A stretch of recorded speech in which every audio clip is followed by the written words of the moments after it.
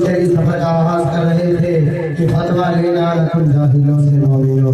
میں بھی یہ شعر کہہ دیا کہ فتویٰ لینا لکم جاہلوں سے مومنوں، فتویٰ لینا لکم جاہلوں سے مومنوں، ورنہ گمراہی کی راہ پر چلے جاؤ گے مومنوں.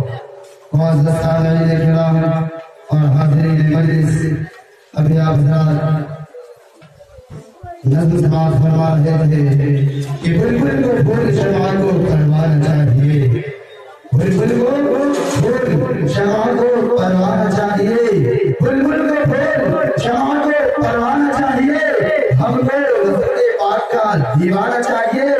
آگے پلٹ کے کیوں بھاگو، تم کو اسی تیار میں مر جانا چاہیے.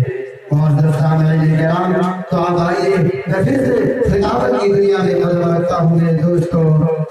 آئیے میں پھر بیان کرنے کے لیے ایک ایسے شخصیت کو دعوت شریف دوں جو اسی مدرسہ ریاضیہ شمس العلوم کے طالب، جن کا نام نامی اسمی گرامی حافظ محمد آزاد سے مرحوم ہے. وہ آئے اپنے خطابت سے ہم سامعین کو نوازے اس شعر کے ساتھ کہ اس فضل میں ہر نئے کش کو وحدت کا جام پلاتے ہیں، اس فضل میں ہر نئے کش کو وحدت کا جام پلاتے ہیں، پیغام شریعت دیتے ہیں، انداز وفا پلاتے ہیں.